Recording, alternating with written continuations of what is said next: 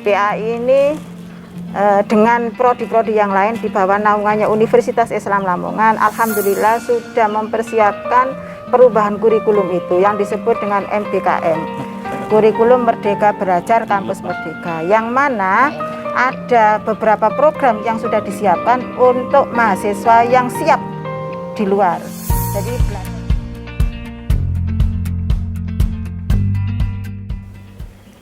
Assalamualaikum warahmatullahi wabarakatuh. Waalaikumsalam warahmatullahi wabarakatuh. Selamat siang, salam sehat, salam semangat untuk kita semua pada siang hari ini. Baiklah, kembali lagi bersama saya Lucia Mumtahana di AMTV Lamongan. Pada kesempatan siang hari ini ada satu topik yang menarik yang akan kita bincangkan selama 1 jam ke depan. Apa itu? Ialah millennial mindset menjadi profesional sejak dini bersama program studi pendidikan agama Islam Universitas Islam Lamongan. Baiklah, pada kesempatan siang hari ini hadir bintang tamu luar biasa, bintang tamu yang representatif di bidangnya. Kita sapa terlebih dahulu bintang tamu siang hari ini. Yang pertama, beliau adalah Ketua Program Studi Pendidikan Agama Islam Universitas Islam Lamongan, yang saat ini juga menjabat sebagai Ketua Pimpinan Cabang Lamongan. Baik, kita sapa terlebih dahulu bintang tamu siang hari ini dengan Ibu Siti Swaibatul Aslamiyah. Selamat siang Ibu Siti. Selamat siang Bu Lucy. Bagaimana Ibu kabarnya? Alhamdulillah baik. Alhamdulillah. Okay. Bintang tamu kedua kita pada siang hari ini, beliau adalah seorang hari-harinya mendampingi Ketua Program Studi Agama Islam Ibu Siti, dan beliau adalah fresh graduate doktoral dan dosen Program Studi Agama Islam, Bapak Dr. Hanif Fahrudin. Selamat siang Bapak Hanif. Selamat siang Bu Lucy. Sehat-sehat ya Pak? Alhamdulillah sehat. Alhamdulillah. Okay.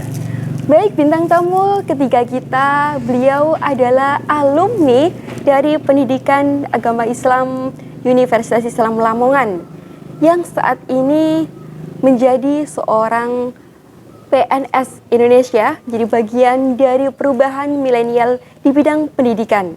Luar biasa sekali, beliau adalah Mbak Eka. Ya, Mbak ya, panggilannya Mbak Eka ya? Ya betul. Mbak Eka, bagaimana kabarnya? Alhamdulillah luar biasa. Alhamdulillah luar biasa. Dari penampilannya Mbak Eka ini tambah cantik ya. Sudah lama nggak ketemu ini, jadi salah satu alumni yang bawa nama baik program studi. Selain aktivis sebagai seorang pendidik, beliau juga aktivis sosial dan masyarakat ya Mbak Eka ya. Baik, bintang tamu terakhir adalah dari seorang mahasiswi program studi pendidikan agama Islam. Beliau saat ini adik ya, manggilnya ya, Ade Eka ya, Ade Eka Fatmala, yang sekarang sedang melaksanakan KKN Merdeka.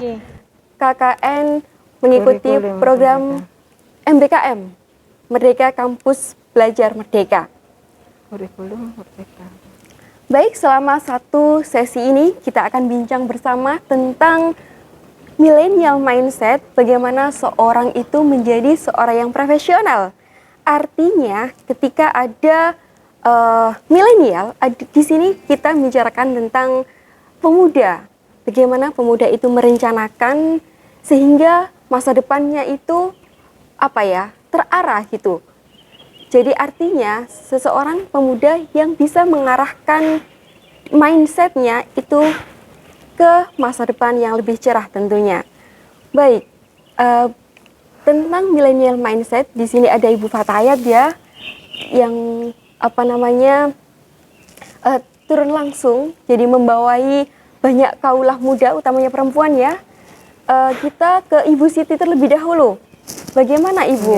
Menurut Ibu Siti, itu millennial mindset yang sedang digaungkan saat ini, itu seseorang yang mencapai tingkat kesuksesan yang dimulai dari pemuda ini sendiri. Bagaimana memoles mindset yang benar agar pemuda itu bisa sukses ke depan, seperti itu, Ibu Siti. Iya. Terima kasih Ibu Lucia Multahana, dan Assalamualaikum warahmatullahi wabarakatuh. Waalaikumsalam warahmatullahi wabarakatuh.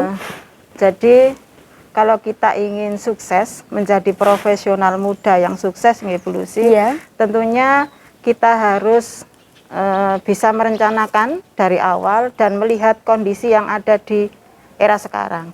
Kira-kira kalau saya melangkah ini nanti prospeknya ke depan seperti apa? Seperti itu. Jadi pandai-pandai dia itu untuk bisa melihat situasi dan kondisi yang ada saat ini. Tentunya khususnya ya di Kabupaten Lamongan. Seperti itu Bu Lucy. Jadi dia harus pandai bisa melihat cakrawala ke depan ya, wawasannya lebih luas. Nanti kedepannya saya harus bagaimana gitu. Jadi dari pemaparan Bu Siti ini planning Bu ya? Nggih, Jadi harus seseorang harus itu- pandai-pandai merencanakan segala sesuatunya dari awal gitu. Jadi salah satu millennial mindset artinya itu adalah seseorang itu harus punya planning yang jelas seperti itu. Betul. Ye. Bagaimana Bapak Dr. Hanif menanggapi tentang sekarang kan tidak sedikit masih ada kaula muda yang terkadang mindsetnya itu kurang tepat. Artinya mereka itu masih bermalas-malasan padahal di era disrupsi seperti ini, seperti itu. Ya. Bapak Hanif. Terima kasih Bu Lucy, Mbak Lucy. Ye. Pada kesempatan kali ini memang temanya cukup luar biasa ya, kaitannya dengan menyiapkan profesional sejak dini ya. Ya. Memang itu harus direncanakan, terutama kaitannya dengan pendidikannya. Nah, pada titik akhir nanti orang ya atau anak itu tidak gagal di kemudian hari. Salah jalan. Nah, ya tidak salah sasaran dan lain sebagainya. Dan ini nanti tidak hanya terkhusus kepada anak, tapi perencanaan juga orang tua. Terutama ini nanti perencanaan pendidikannya, mulai dasarnya, terus kemudian menengah, dan yang lebih lagi itu di pendidikan tingginya. Kalau orang itu salah menempatkannya, maka akan salah dalam outputnya. Nah, itu yang harus direncanakan. Gitu.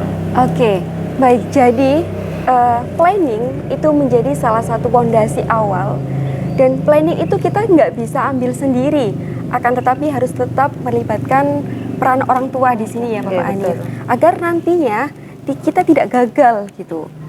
Karena otomatis kerjasama antara peserta didik dan orang tua dalam hal ini adalah ketika kita menentukan studi lanjut misal ya, studi lanjut itu harus ada harmonisasi antara kita dengan orang tua seperti itu. Nah, tanggapan ini bagaimana menurut Mbak Eka? Baik, terima kasih. Ya. Sebelumnya Assalamualaikum warahmatullahi wabarakatuh. Waalaikumsalam warahmatullahi wabarakatuh. Saya sangat tertarik ya dengan apa yang disebutkan oleh Bu Saibat tadi, bahwasanya planning itu sangat perlu. Karena ini pengalaman saya pribadi, bahwasanya dulu Bu, Ibu juga dosen saya kan? Iya. Pak Anif juga ini senior saya, kakak kelas saya dulu. Sebetulnya awal setelah saya lulus dari SMA itu saya galau. Saya menyukai dunia public speaking. Sedangkan saya ingin kuliah yang mengarah ke situ. Sedangkan orang tua saya pengennya saya kuliah itu di pendidikan agama Islam. Kemudian saya orangnya kan ketika dilarang kan frontal. Tapi saya sangat sayang pada bapak saya. Bapak saya kasih satu alasan yang memang saya tidak bisa menolak. Alasannya apa? Ini yang selalu saya ingat sampai sekarang dan alhamdulillah membawa barokah sampai sekarang ya. Alhamdulillah. Gini, ketika kamu kuliah di jurusan yang kamu pengen, ketika kamu tidak bisa kerja di dunia itu, pasti kamu kecewa. Tapi ketika kamu kuliah di pendidikan agama Islam, ketika kamu tidak bisa ngajar di dunia formal, di sekolah negeri, jadi PNS, maka minimal kamu masih bisa mengajar ngaji. Itu yang saya pegang sampai sekarang. Masya Allah, luar biasa sekali ya. Baik, harmonisasi seorang anak itu adalah luar biasa ya. Jadi bagaimana kita yang kadang ini itu sedikit terlupa oleh para milenial yang lengah. Artinya mereka itu hanya memburu kesenangan sesaat sampai terkadang itu lupa bahwasannya kebahagiaan sejati seorang anak itu ketika melihat orang tuanya bahagia. Betul. Seperti itu. Baik, Mbak Eka ini sebagai mahasiswi yang sekarang masih belajar di bangku kuliah, itu bagaimana Mbak Eka ini yang masih komunikasi langsung terkait belajar ya dengan orang tuanya. Kira-kira hubungan Mbak Eka ini sekarang tentang pendidikan yang di bangku kuliah saat ini bagaimana mengkomunikasikan dengan orang tua seperti itu? Sebelumnya terima kasih Bu Lucy, Bu Soaibah, Pak Hanif selaku dosen saya juga di program studi pendidikan agama Islam ini, dan juga Mbak Eka ini juga selaku alumni, berarti kakak senior saya ya di sini. Oke, jadi menurut saya Bu, sebagai generasi milenial pada saat ini, di era disrupsi saat ini, mindset milenial itu harus dibangun pemuda. Tidak hanya ibarat gini, ibaratkan kalau pemuda mahasiswa sekarang itu kalau menginginkan tujuan atau menginginkan sebuah perubahan itu harus ada pergerakan. Jadi mindset yang dibangun, jadi tidak hanya tentang pergerakan perubahan saja, tetapi juga ada usaha yang realistis dari mahasiswa. Jadi seperti itu. Dulu karena memang saya masuk awal di perkuliahan itu tidak punya niatan untuk kuliah sama sekali. Kalau menurut saya pribadi tidak ada kesinambungan untuk berkuliah. Tetapi takdir berkata lain, saya masuk di sini di program studi pendidikan agama Islam juga atas dukungan dari orang tua saya. Seperti yang dikatakan oleh Mbak Eka tadi, setidaknya kalau kamu tidak bisa menjadi PNS, tapi setidaknya bisa bermanfaat, karena orang sebaik-baiknya orang itu kan yang bermanfaat bagi orang lain, seperti itu. Dan sekarang kerasan kan tidak kerasan sampai sekarang.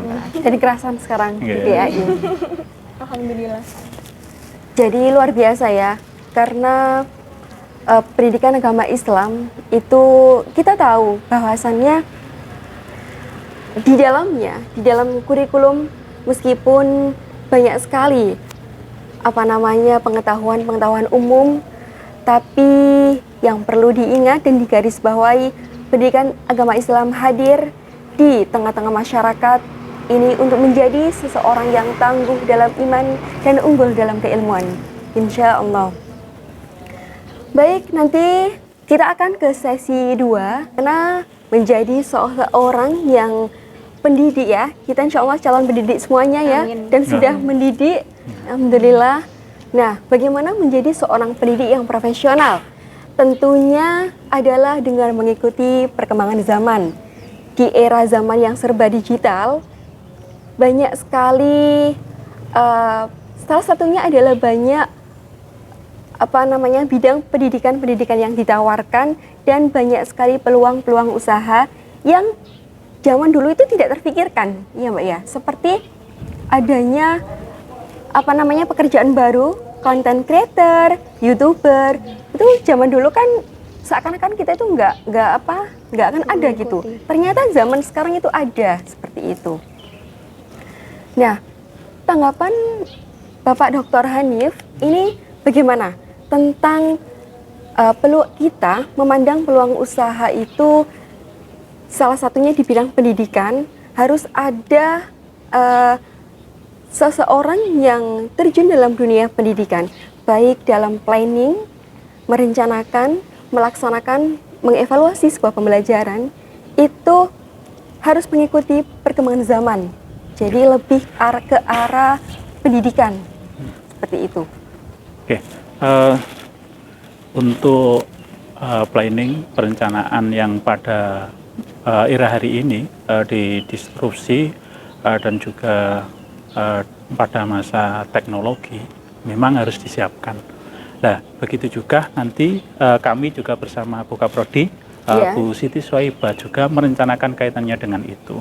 Maka dalam kesempatan yang luar biasa ini kita duduk bareng, ada Bu Kaprodi, ada Mbak Eka, alumni PAI yang alhamdulillah sejak 2017 diterima menjadi PNS di sekolah dasar yang ada di Kecamatan Kedumpreng. Begitu juga ini ada Mbak Eka. Nah, untuk menyiapkan itu program studi sudah siap semuanya. Yang luar hari biasa ini ya, Pak. ada kurikulum yang digaungkan oleh Mas Menteri, iya. Mas Nadiem, kaitannya dengan Merdeka Belajar Kampus Merdeka. Dan PAI mungkin pertama-tama yang di Jawa Timur mengikuti dari Universitas Islam Lamongan yang memperlakukan tentang itu. Yang dalam visi misinya mungkin nanti Bu Kaprodi yang lebih detail itu ada teknologi, berbasis teknologi untuk menyiapkan mahasiswa di program studi pendidikan agama Islam untuk mengajar pendidikan agama Islam yang tidak ketinggalan. Masya Allah. Jadi program studi pendidikan agama Islam ini sudah siap dengan berbagai macam perubahan-perubahan yang terjadi seperti itu. Apalagi sekarang pandemi ya. Jadi salah satunya itu harus dibutuhkan skill khusus. Jadi untuk para pendidik seperti itu, Pak ya. Bagaimana terkait dengan perubahan-perubahan itu? Program studi pendidikan agama Islam Universitas Islam Lamongan telah siap menyiapkannya itu dari sisi misi. Iya, dari visi misi dari itu Bu. Pripun ada kesiapannya bagaimana seperti itu menyongsong masa depan anak, mempersiapkan anak. Oke, terima kasih. Tadi sudah dijelaskan oleh Bapak Sekretaris Prodi, Bapak Hanif. Beliau ini juga aktivis muda di PCNO Lamongan, Sekretaris RMI. Ya. Jadi tidak asing lagi para pemirsa yang ada di seluruh Indonesia. Indonesia, Bumi Lamongan. Bumi Lamongan. Dengan sosok beliau ini. Jadi begini Bu Lucia, di PAI ini dengan prodi-prodi yang lain di bawah naungannya Universitas Islam Lamongan, alhamdulillah sudah mempersiapkan perubahan kurikulum itu yang disebut dengan MBKM, Kurikulum Merdeka Belajar Kampus Merdeka, yang mana ada beberapa program yang sudah disiapkan untuk mahasiswa yang siap di luar, jadi belajar di luar. Di antaranya asistensi mengajar, kemudian ada membangun desa, ada kewirausahaan, terus kemudian ada yang satu lagi apa Pak? Pertukaran pelajar. Ya, pertukaran pelajar. Ini insya Allah kami sudah siap dan sudah terrealisasi. Terus kemudian berkaitan dengan itu juga untuk mempersiapkan peserta didik yang menjadi calon guru profesional seperti ini. Nah, performnya sudah ada Mbak Eka ini ya. Profesional itu kalau dalam teorinya kan harus punya 4 kompetensi dasar ya. Ada kompetensi pedagogis, ada kompetensi profesional, sosial, terus kemudian kepribadian itu. Nah, insya Allah di performnya Mbak Eka mungkin insya Allah sudah ada karena di PAI ini betul-betul dipersiapkan untuk itu Bu Lucia. Terus kemudian bagaimana itu diberikan kepada mahasiswa, tentunya kita para dosen ini sudah harus bisa mengikuti perkembangan zaman, yang mana harus siap dengan teknologi itu, berbasis teknologi sebagaimana visinya Prodi PAI, yakni menjadi program studi yang unggul dalam pengembangan ilmu pendidikan agama Islam berbasis teknologi berlandaskan ahlu sunnah wal jamaah an-nahdliyah. Ada an-nahdliyahnya nggih. An-nahdliyah di tataran nasional maupun internasional. Itu adalah cita-cita kami. Mudah-mudahan kita bisa merealisasikan itu melalui beberapa pembelajaran yang ada di Prodi PAI. Kami siap. Jadi SDM-nya sudah bagus-bagus. Ini dokter, ada dokter, banyak dokter di sana di PAI, banyak dokter. Alhamdulillah kami siap untuk mengantarkan putra-putri Bapak Ibu yang ada di Lamongan.